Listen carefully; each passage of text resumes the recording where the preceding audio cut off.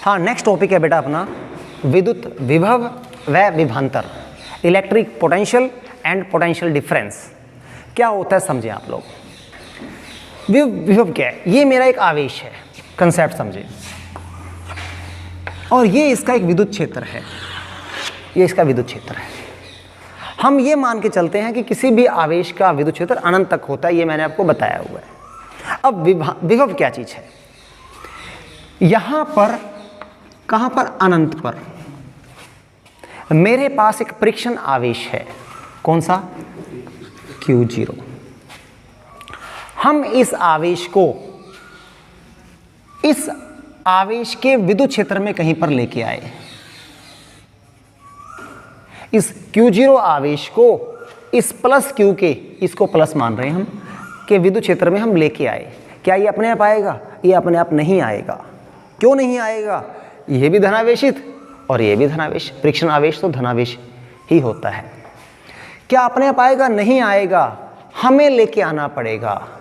जब हम इसको लेके आएंगे किसी बिंदु पे, मान लो ए बिंदु पर हम लेके आए, अनंत से इस Q0 आवेश को ए बिंदु पर लाने में हमने कुछ कार्य किया। कितना कार्य किया? मान लेते हैं Q0 आवेश को अनंत से लाने में कार्य W है।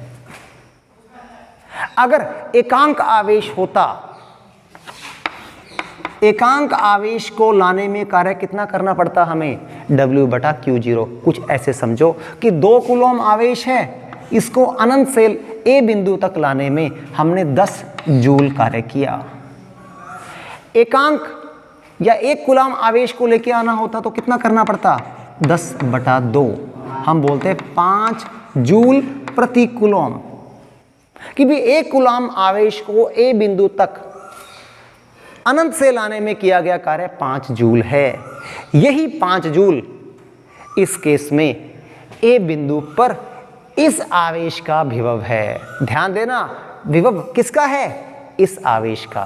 किसका? जिसका विद्युत क्षेत्र था। सेम कंसेप्ट हमने विद्युत क्षेत्र की तीव्रता में बताया था। वहां पर भी हमने बात की थी, बल की बात की थी, एकांक आवेश पर लगने वाला बल। यहां पर क्या है? यहां पर क्या है हमारी? अगर मैं इसको परिभाषित करूंगा तो क्या है? परिभाषा क्या बनेगी? एकांक आवेश को, किसको लेके आ रहे हैं? एकांक आवेश को कहां से ला रहे हैं? अनंत से। एकांक आवेश को अनंत से किसी आवेश के क्षेत्र में लाने में किया गया कार्य उस बिंदु पर, किस बिंदु पर? इस बिंदु पर विद्युत विभव कहलाता है। विद्युत विभव कहलाता है। तो ये हमारा किसी भी बिंदु पर विद्युत विभव का फॉर्मूला हो गया। तो इसको हम लिखते हैं V से, तो V बराबर क्या बन गया? W बटा Q0। W क्या है? किया गया कार्य। किसका कार्य? अनंत से किसको, किसको लाने में? जिसको हम बटे में हैं। हम Q0 आवेश को अनंत से ए बिंदु पर लेके आए, तो जितना ये कार्य है वो W है। उस कार्य को उसी आवेश से भाग करना है। किस आवेश से? जिसको अनंत से लेके आ रहे हैं। इस आवेश से भाग नहीं करना जिसका विद्युत क्षेत्र है। क्लियर हो गया? ठीक है।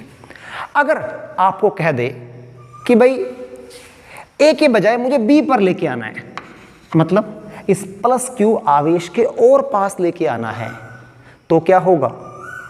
तब हमें पहले से कार्य कम करना पड़ेगा या ज्यादा करना पड़ेगा? ज्यादा करना पड़ेगा। क्यों? क्यों? ज्यादा प्रतिकर्षण हो रहा है। जितना हम पास आ गए तो कार्य का मान भी बढ़ गया।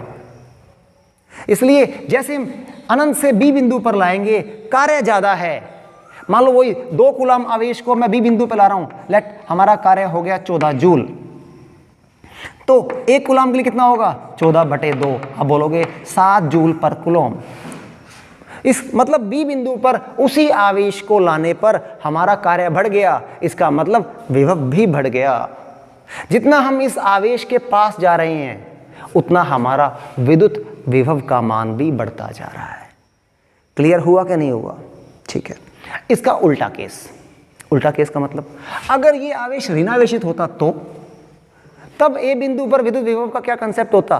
भाई सिंपल सी बात है, जब ऋणावेशित है ये भागा भागा खुद ही आ जाता। अपने आप ही आ जाता। तब तब कार्य कौन करता, हमें जरूरत ही नहीं है, कार्य करता वो खुद आवेश। कार्य कौन करता, वो आवेश। और जब कोई व्यक्ति कार्य कर रहा है तो उसकी ऊर्जा कम होती जा रही है। इसलिए याद रखना, जब ऋणावेश है तो इस बिंदु पर विद्युत विभव का मान ऋणात्मक होगा। क्यों होगा, क्योंकि उसने कार्य खुद ने कर दिया। विभव में क्या है, किया गया बाह्य कार्य। कौन सा कार्य होना चाहिए, बाह्य, हमने जो कार्य किया उसकी बात। लेकिन जैसे ही ये आवेश ऋणावेशित हुआ, वैसे ही कार्य वो खुद आवेश ही कर लेगा, जरूरत ही नहीं है किसी और को कार्य करने के लिए। इसलिए ऋणावेशित वाले केस के अंदर विद्युत विभव क्या होगा, ऋणात्मक होगा। क्लियर। मैंने आपको बताया कि अगर आवेश धनावेशित है, ए बिंदु पर मैंने उदाहरण दिया 5 जूल पर कूलम, बी बिंदु जो कि इस धनावेशित आवेश के पास था 7 जूल।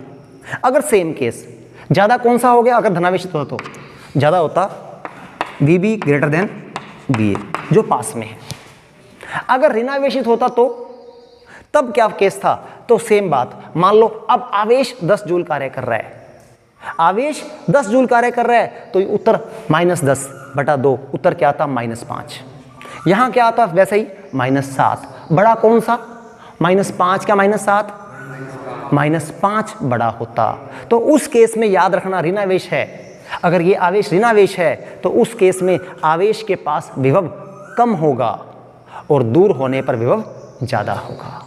कंसेप्ट क्लियर हो गया। कुछ वैसा ही, अब एक इंटरेस्टिंग एग्जांपल बताता हूं आपको। बेल लगती है, अपने स्कूल शुरू हो रहे हैं, छोटे बच्चे खास करके, छोटे बच्चों को क्या है कि स्कूल से बड़ी नफरत होती है, छोटे बच्चों को, बड़ों आप लोगों को तो बड़ी मजे आते हैं, ठीक है। तो छोटे बच्चों को माँ बाप लेके आते हैं कि पहले बताते हैं कि स्कूल लेके जाएंगे। बच्चा आ रहा है, जितना लेके कौन आ रहा है, उनके माता पिता यहाँ लेके आ रहे। कार्य कौन कर रहे हैं, माता पिता कार्य कर रहे हैं। अब क्या हो रहा है, जितना वो बच्चे को स्कूल की बिल्डिंग दिखती है वो और ज़्यादा उछलता है। माता पिता को ज़्यादा कार्य करना पड़ रहा है, करना पड़ रहा नहीं पड़ रहा, जितना पास आ रहे हैं कार्य का मान बढ़ता जाएगा, बढ़ता जाएगा। हम लोग दिख गए तो बच्चा और भागने की कोशिश करता है। तो जितना हम पास में आएंगे, बच्चा पास में आ रहा है, हम धनावेशित है ना इस केस में, तो क्या हो रहा है, कार्य का मान बढ़ता जा रहा है। माता पिता को ज्यादा कार्य करना पड़ रहा है, ज्यादा विभव जनरेट हो रहा है पास आने पर। अब उसका उल्टा चलो, छुट्टी हुई, बेल लगी, बच्चे देखते ही हैं कि कब बेल लगे, बोलने की जरूरत नहीं है, बैग पैक फुर्र, होते नहीं होते। तो उस केस में क्या है, वो ऋणात्मक आवेश वाला केस हो गया। बच्चा खुद ही कार्य कर रहा है, बच्चा खुद ही कार्य कर रहा है। जब ऋणात्मक आवेश है तो क्या हो गया, बच्चा खुद ही कार्य करेगा, माँ बाप की जरूरत भी नहीं है, बस भागता जाएगा।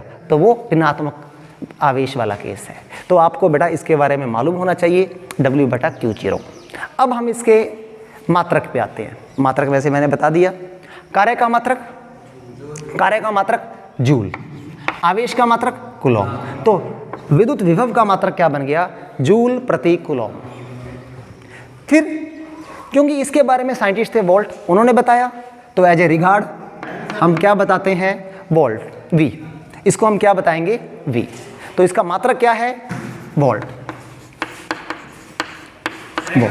मैंने आपको ये बात कई बार बताई हुई है, जब भी साइंटिस्ट के नेम पर मात्रक हो, वैज्ञानिक के नेम पे मात्रक हो, तो उनका मात्रक हमेशा कैपिटल लेटर में लिखना है, सिंबल से। अगर सिंगल साइन लिए तो V सिंगल लिए तो कैपिटल लेंगे।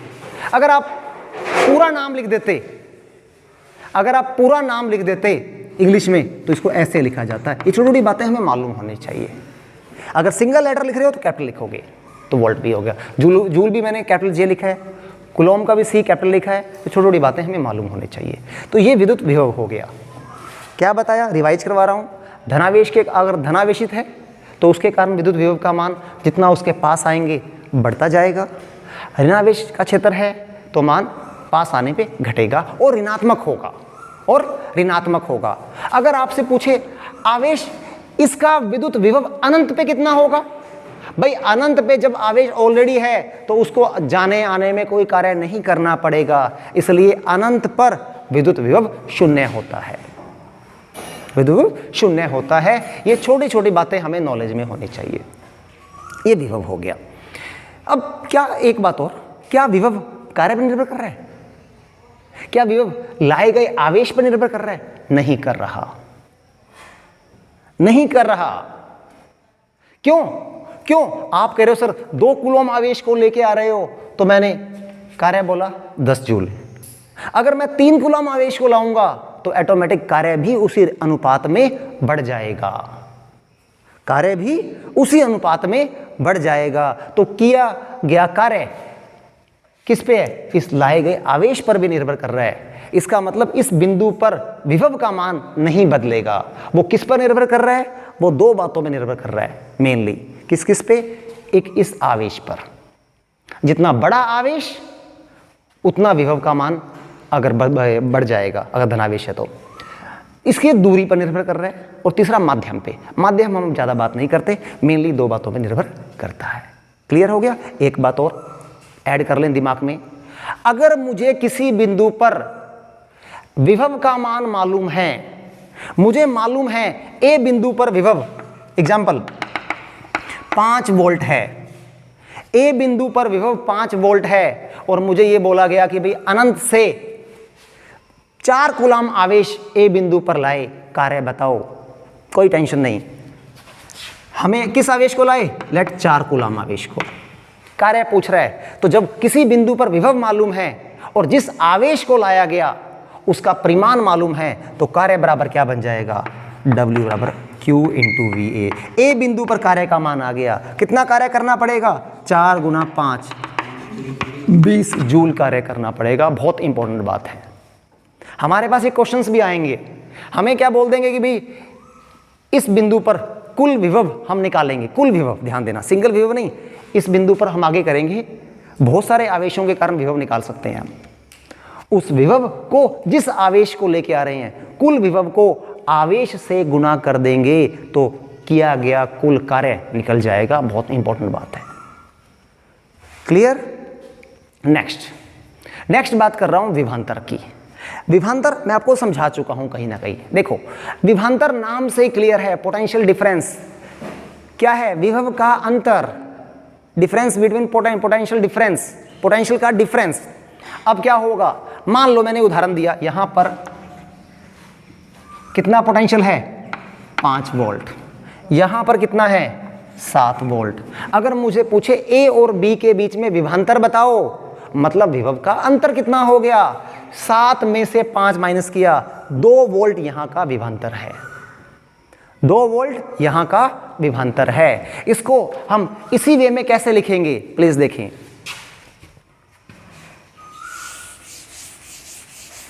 अब मुझे बोलते विभवांतर कैसे निकालना है, तो मैं वैसे ही परिभाषा बोलूंगा। मान लेते हैं उसी तरह से हम एक आवेश Q0 को कहां से कहां ले जा रहे हैं? A से B के मध्य। अब विभवांतर को कैसे परिभाषित करते हैं हम, पहले उसको एक्सप्लेन करने की कोशिश कर रहा हूं कि हम Q0 आवेश को A से B पर लाए, और एग्जाम्पल हमने W कार्य किया। कहां से कहां आए हैं? A to B। Q0 आवेश को A to B, मतलब मैं इसलिए लिख रहा हूं WAB। AB का मतलब A से B गए हम। Q0 आवेश को A से B ले जाने में किया गया कार्य WAB है। एकांक आवेश को ले जाने में कितना कार्य होगा? WAB बटे Q0। इसे हम बोलते हैं विभवांतर। क्या बोलते हैं? विभवांतर, क्योंकि 2 पॉइंट्स की बात हो रही है। इसको हम कैसे लिखेंगे? अब देखो इसको कैसे लिखेंगे बेटा। इसको हम लिखेंगे VB माइनस BA बराबर WAB बटा Q0। B का विभव माइनस A का विभव का सूत्र क्या बन गया? WAB बटा Q0। उदाहरण देखते हैं जिसे मैंने पहले लिया था। उदाहरण वही कि मान लेते हैं कि भाई यहां पर 2 कूलम आवेश है, इसको मैं A से B ला रहा हूं। A से B तक 2 कूलम आवेश को लाने में मैंने 4 जूल कार्य किया। 2 कूलम आवेश को लाने में 4 जूल कार्य किया। एकांक आवेश को लाने में 4/2 क्या आएगा? 2 जूल पर कूलम या 2 वोल्ट। तो विभवांतर यहां पे क्या हो गया? 2 वोल्ट। समझ आया कि नहीं आया? तो सेम बात वही है। फिर एक बात पहले की तरह ऐड कर लो। अगर मुझे किन्हीं 2 पॉइंट के बीच का विभवांतर मालूम है और जिस आवेश को मूव करवा रहे हैं उस आवेश का परिमाण मालूम है, तो हम किया गया कार्य भी पहले की तरह कर सकते हैं। क्या? ये भी सेम जो मैंने यहाँ बताया था वो सेम कंसेप्ट यहाँ पे भी लगेगा। क्लियर। फिर इसकी मात्रक, मात्रक क्या होगा? वही होगा क्योंकि अंतर है, विभव का अंतर है। जो विभव का मात्रक वही विभवांतर का मात्रक, क्या, जिसे वोल्ट बोल देते हैं या जूल पर कूलाम बोल देते हैं। राशि सदिश है क्या अदिश है? ये एक अदिश राशि है। क्योंकि ये क्यों अदिश राशि है? क्योंकि कार्य और आवेश का अनुपात है और दोनों ही अदिश राशियां हैं, दोनों ही अदिश राशियां हैं। अदिश को अदिश से भाग करेंगे तो अदिश ही मिलेगा। इसलिए अगर आपसे पूछे विभव और विभवांतर दोनों की एक साथ ही बात कर रहा हूं, मात्रक की बात करें जूल पर कूलम या वोल्ट, राशि कौन सी है? दोनों ही अदिश राशि है। अगर हमसे बात करें इसकी विमा क्या होगी, विमा आप निकाल सकते हैं। सूत्र क्या है? कार्य बटा आवेश, कार्य बटा आवेश। कार्य की विमा आपको पता है m1 L2 T-2, आवेश की विमा AT। तो इसकी विमा क्या बन जाएगी? m1 L2 T-3, एक 1 है ऊपर जाके -1 -3 इसकी विमा।